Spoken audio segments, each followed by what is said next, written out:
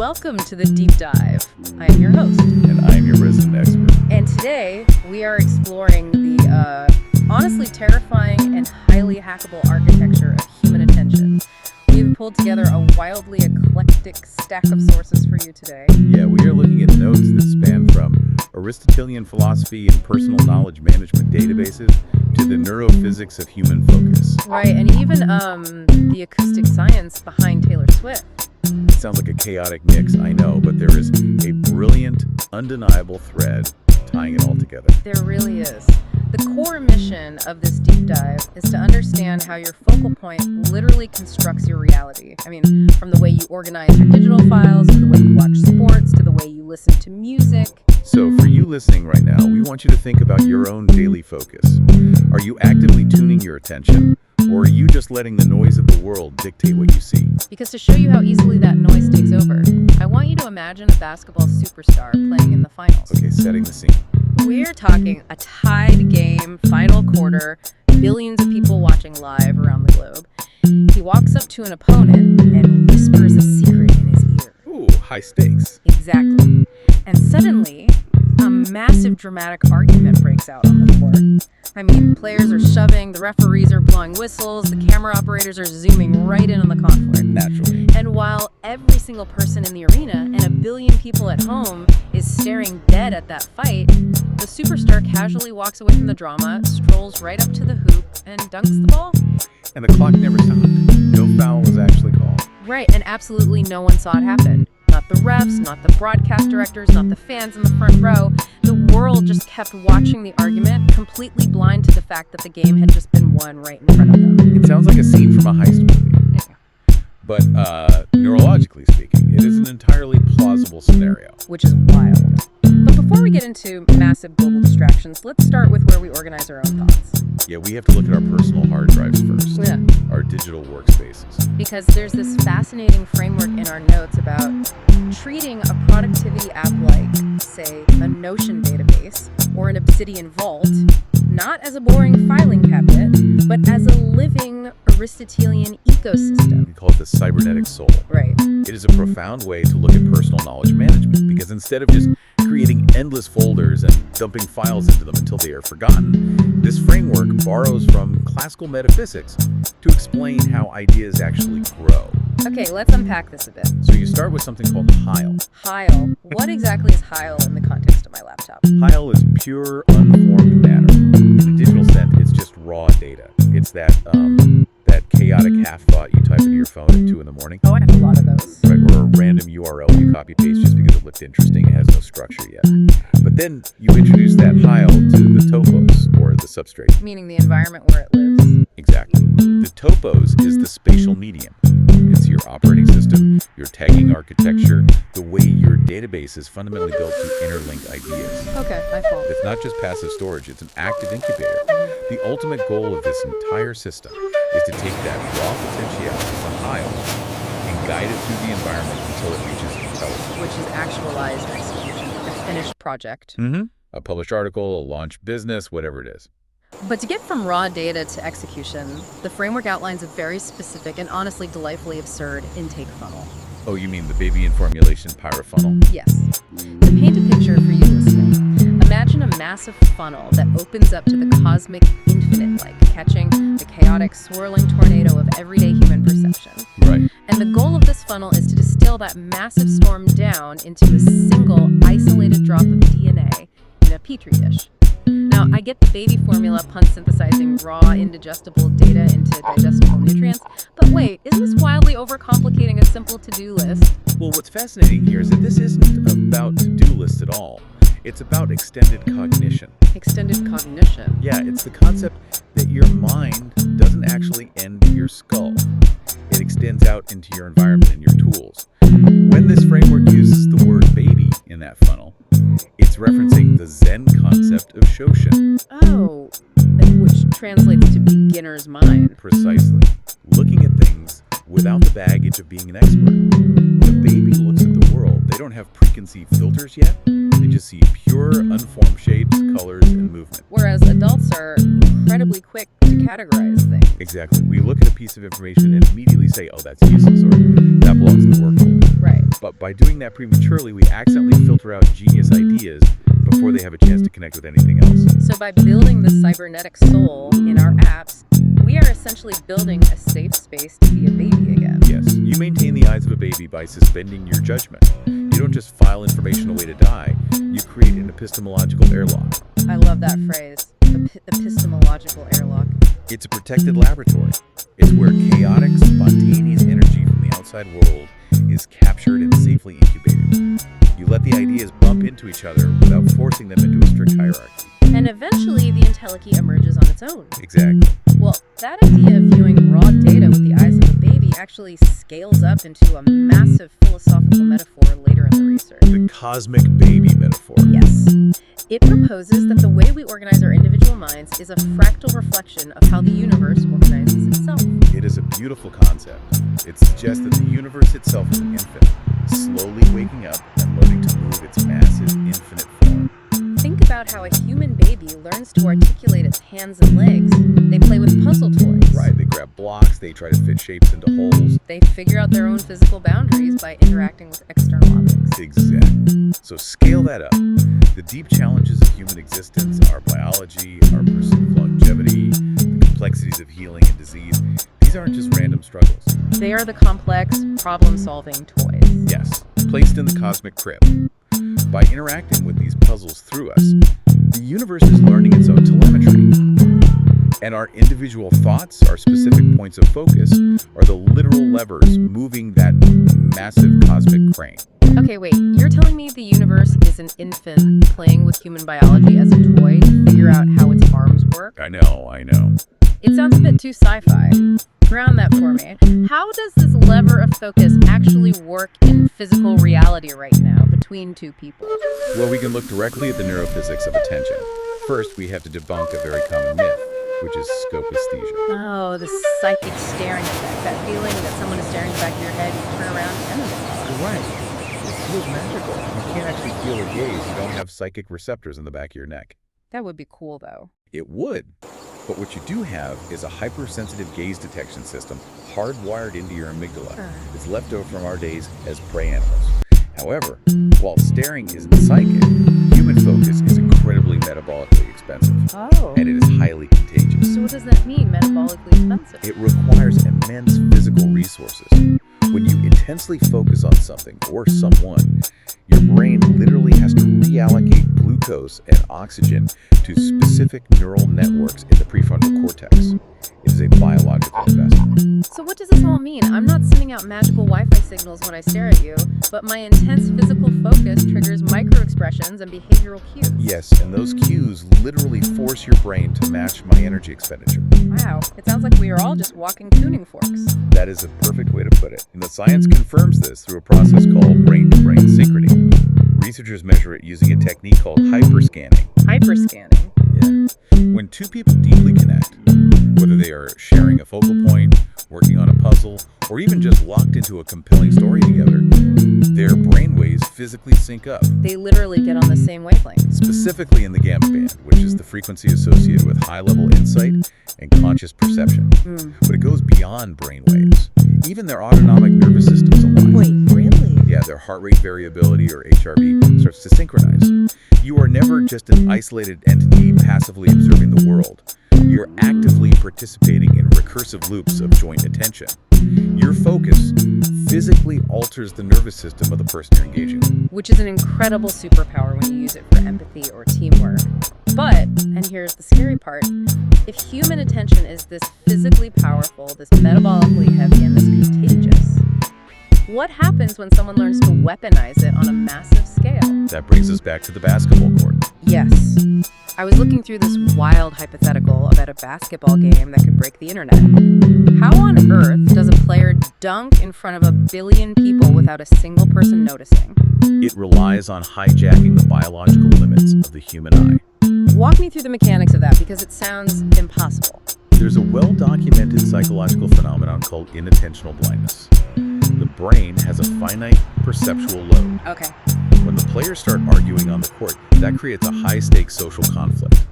Evolutionarily, Humans are primed to prioritize social drama over almost anything else, because tracking shifting allegiances and physical threats was vital to our survival. So the audience's entire perceptual load is instantly monopolized by the argument. Exactly. But surely out of a billion people, someone's eyes would drift over to the hoop, right? I mean, the player dunking isn't invisible. Their eyes might physically sweep past the dunk, but the brain won't register it. And that is because of a mechanism called saccadic suppression. Saccadic suppression, what is that? When your eyes move quickly from one point to another, say, darting from the referee back to the arguing players, that rapid movement is called a saccade. Okay, got it. During a saccade, your brain essentially shuts off its visual processing so you don't get motion sickness from the blur. Whoa! Yeah. For your brain to actually encode a visual memory, your eye needs a fixation duration. It has to pause and lock onto an object for about 100 to 600 milliseconds. So if the eyes are just frantically darting around the periphery of the hoop to get back to the juicy drama of the argument, there is zero connection. Exactly. The brain literally fails to encode the event. The light hits the retina, but the conscious mind is simply slower than the visual data. The dunk happens in a cognitive blind spot. Here's where it gets really interesting, but also kind of terrifying. Imagine what happens after the game. Let's say an ISO camera, an isolated feed that was locked onto the hoop and wasn't distracted by the broadcast director, leaks online the next morning. The undeniable proof. Right, it shows the crystal clear reality.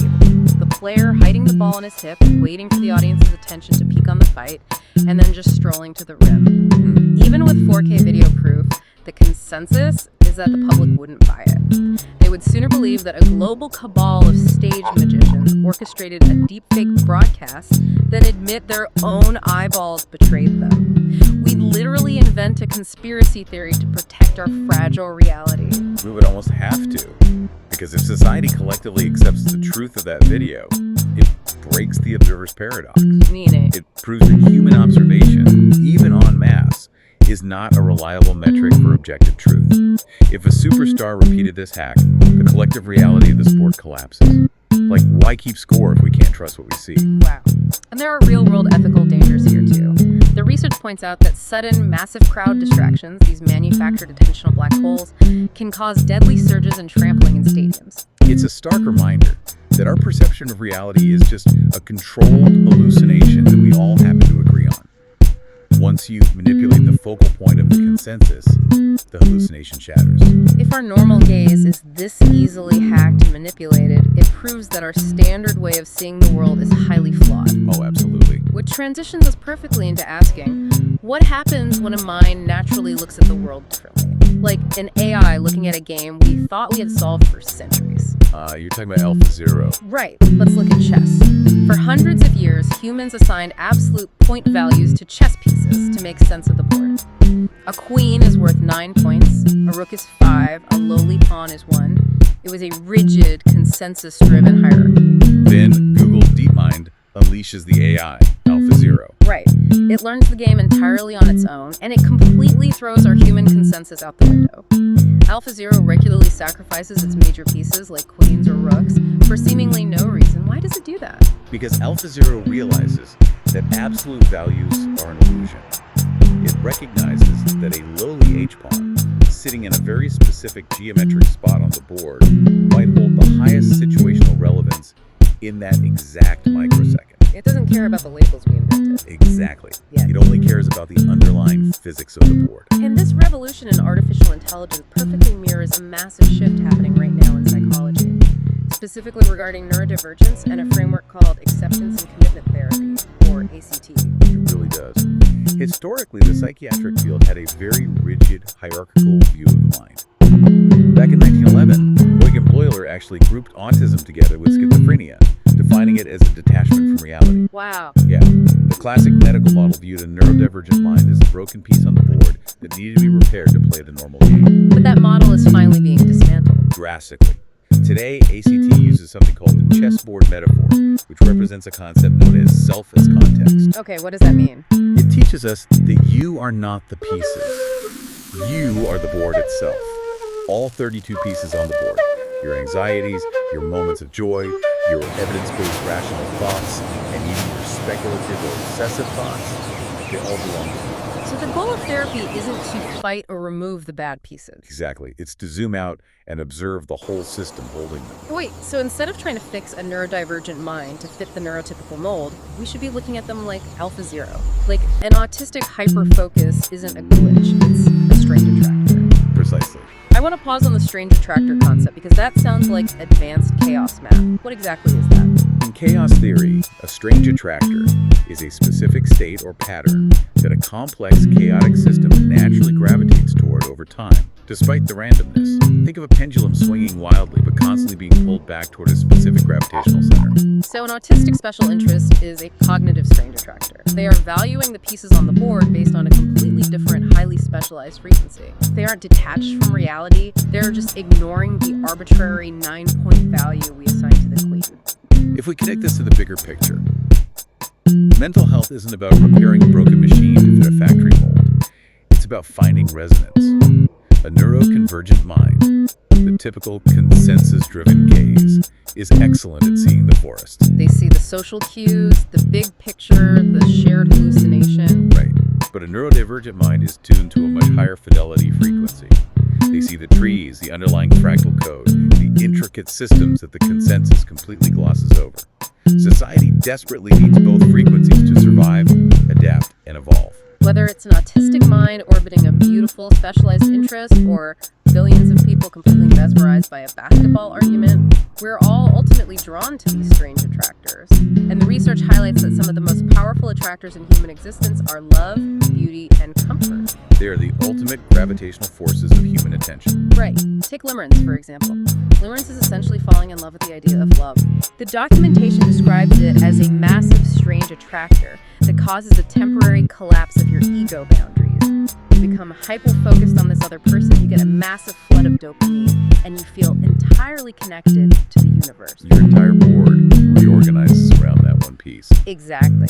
And what blew my mind is that this exact same mechanism of attraction is currently being used in modern medicine to treat severe physical pain. Yes, through virtual reality.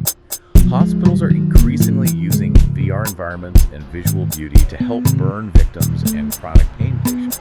But they aren't just using it to distract them, right? Like jingling keys in front of a baby. No, it is much more profound than distraction. It relies on the gate control theory of pain.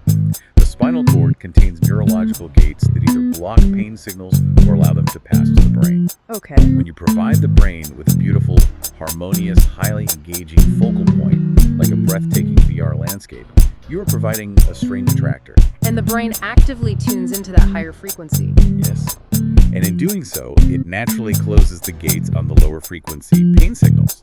Beauty literally acts as a biological anesthetic. Which brings this whole concept of frequency, comfort, and strange attractors right into the realm of pop culture and music.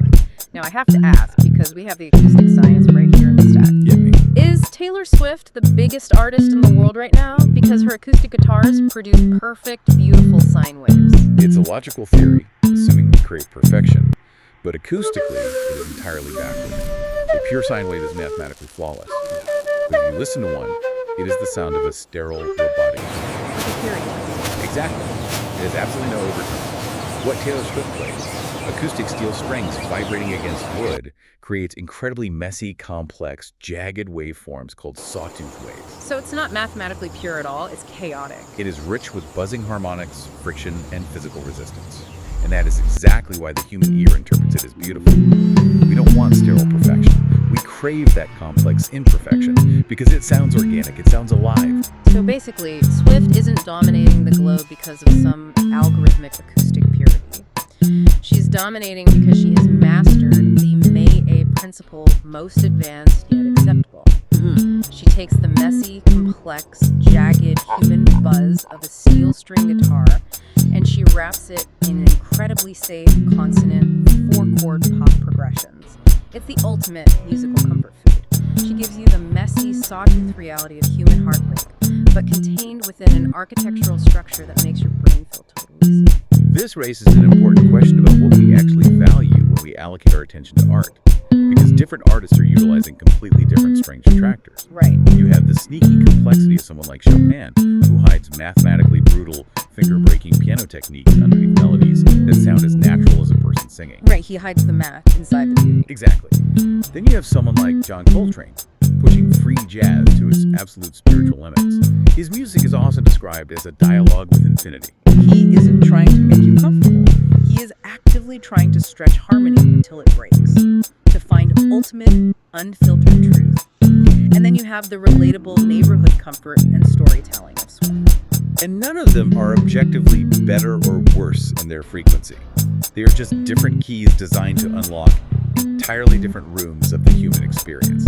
It is a vast terrain to cover, but the architecture of attention is the gravity that holds it all together. It really is incredible, and it brings this entire journey full circle. I mean, we've traveled from treating our digital databases as Aristotelian incubators to the cosmic baby waking up the universe. To the invisible basketball dunk that proves our eyes are constantly lying to us. Yes, we've looked at AlphaZero throwing away the rules of the chessboard, the beauty of neurodivergent hyperfocus, and finally, the messy acoustic truth behind the world's biggest pop music. It all boils down to one undeniable mechanism. What's that? Your reality is dictated entirely by the frequency you choose to tune into and exactly where you place your focus. So, for you listening right now, I want you to think about your focal point today.